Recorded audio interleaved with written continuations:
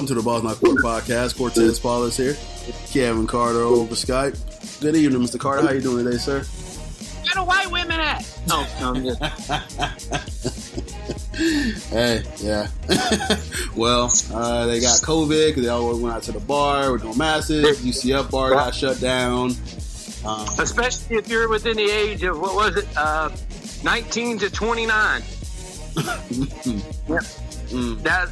It's all your fault, the reason we closed down everything. Stupid youngins. So, yeah, Florida is dealing with a spike.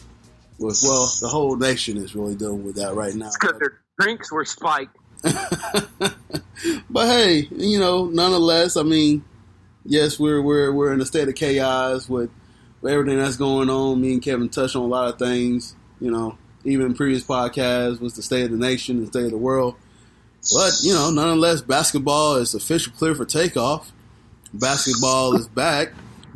We are finally getting to a show where we're not going to be talking about all this weird crap that's going on. We're actually talking about something actually finally starting back up. Yes, we will be talking basketball. And even though I may bring something up at the end of the podcast that has something to do about what's going on in the world today, but right now we're just going to talk about basketball. Yeah. Hey, right now we are doing a season 1.5 preview. We just call it the Disney season preview. Yeah, the Disney bubble preview. Disney bubble preview show. So, a lot of these players went through the testing, and they only found that it was only 6 NBA players that were tested positive for COVID, and the ones that are positive that tested positive are going to, self-quarantine and still come back in. Right before the season begins. So, some of them to get back on track. Yeah, some of them would be fine before you even got a report. Right. So, they got pretty much right now we at the deadline the soft deadline where players decide not to play. So there have been players that decide not to play, such as Avery Bradley because of his son and respiratory issues with asthma and everything like that. So I can understand why he dropped out. But Kevin, did you see some of the Laker fans respond to Avery Bradley not playing? There, idiot. Yeah, that noise that just went on though. Yeah, that was my they're cuckoo. Yeah. I forgot to turn my phone on silent. Yeah. But he's him doing it for the reason he's doing it. Gotcha. The other person that was doing it because who else did it because of their son too, and that this was the only time that he could see him. Trevor Ariza.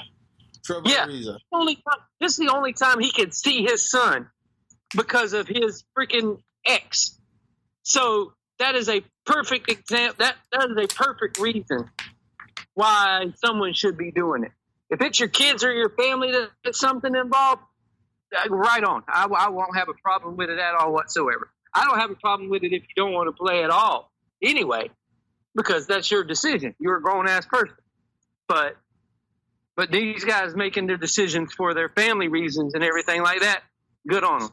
So, Kevin, you bring up a good point. I was going to ask you about that because Davis Bertans, who played for the Wizards, I mean, yeah, they're 4 or 5 games behind Orlando for a spot. And Davis Bertans has been, one of the better, free agents coming up available. He's been a 3-point sniper. But he said he's not going to play because he don't want to, risk injury, and he's got a big free agent come up. And, for the most part, I respect that. I don't know. I see what you think. But there was other players who felt that he built on his team, such as who was it? Evan Fournier. Evan Fournier called him out. Evan, shut up.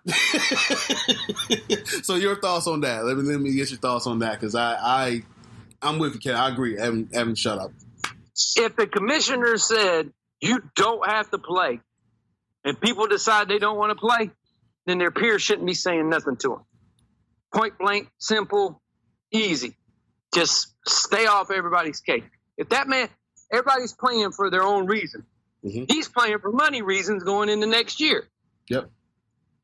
I can't blame him. No. Can't blame him at all. If the man wants to do it, hey, he's probably been stuck overseas somewhere too. Mm-hmm. While he was out. So, hey, that man don't want to do it. More power to him. He's looking out. He's looking out for himself, and he's looking out for his family because he wants to get paid. And the Wizards ain't catching nobody anyway. So, right, and that's why I said Evan's like, well, you quit on your team. And no, you're not really. It's like you're looking out for your health, and I didn't agree with Evan with that. Evan was like, nobody's quitting on their team if they decide they don't want to play. No one is quitting on their team if they say they don't want to play. That's just, it's simple. They put it out there that you don't have to play if you don't want to. The man don't want to play. Right, fair enough. And yes, there you go. So that's why he don't even have to give a reason. No, just say you don't want to play, and that's it. Bingo. So that's why I just kind of laughed at that. I'm like, oh, why had to be one of the Magic players? And this usually he's the most vocal one on the team. And because Evan's got sick of people Googling his name. Yeah. I get it. Evan's a free agent next year, too. He's got a free agent option to exercise his free agent. So, listen, I respect you playing. If you say you didn't want to play, I wouldn't get mad at it. Like, hey, he's got to look out for himself and his family. No big deal. It's what it is. So, but yeah, that's why I say with this whole date where people decide where they're going to play or not, and you got to respect their decision. You don't know what's going on in their life, as Kevin mentioned. So we just got to respect the individual, what they're doing for themselves and their family. Yeah. And I think like 5-6 people not wanting to play. I think it was a pretty good ratio. Yeah. For the teams they got going in, and for 6 people not wanting to play. I think they're doing their due diligence, and I think they're going about everything the right way on what they're wanting to do and how they're wanting to do it. Some of the things I think are a little sketchy, but are a little wonky per se on the way they're doing some of the stuff. But I'm like, at least they're doing a good job on it. I thought the positive test when they came back would be a lot more. And to find out they did 300 or something people that were going to be in the bubble, and 16 of them come back positive, with only 6 of them being players. It was a great percentage for them to be able to come back and start it. Yeah, for sure. Nobody's going to be in their hotels. No outside people are going to be at any of these hotels.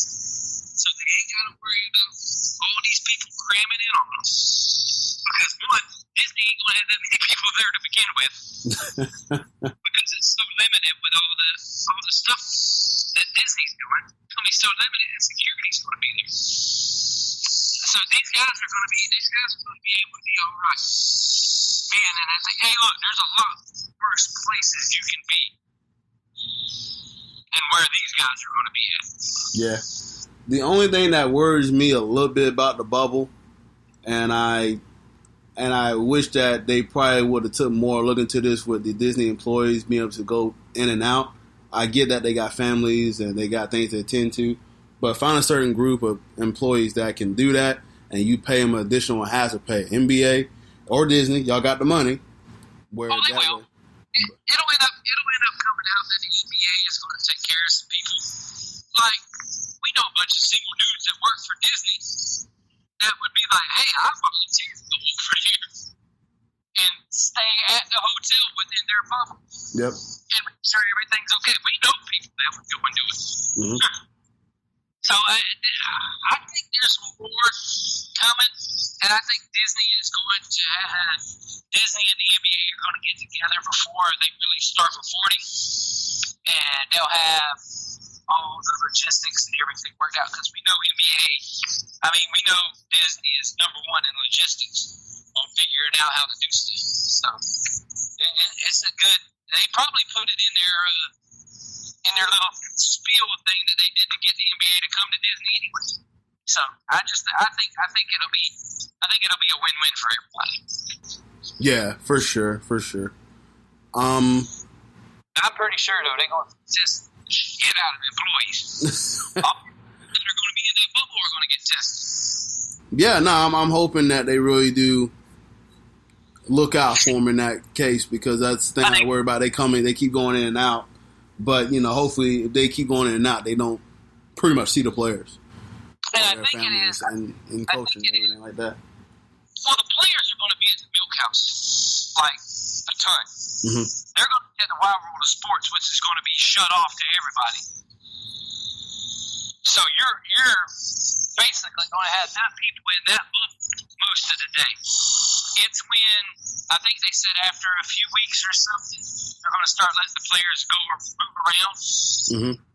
That's when you'll see the precautions have to take place. That's basically like certain days that they don't have reservations for some of the parks. That's because the players are going and things like that. So you'll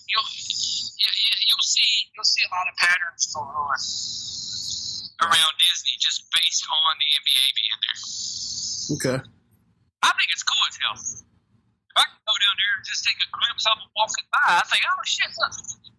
Listen, if they wanted to do the whole employees stay on the campus, in the bubble campus, and they like, hey, we got some outside volunteers, like, I'll go, just test me. Oh,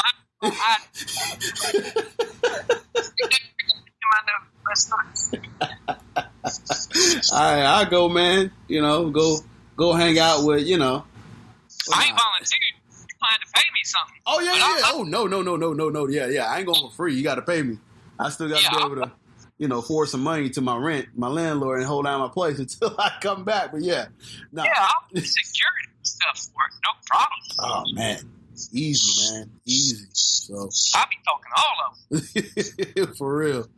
So we already know the hotels are all going to be staying at. Yes, I was about to get with that. So yeah, we got the hotels. We got the Grand Destino, Grand Floridian, and the Yacht Club.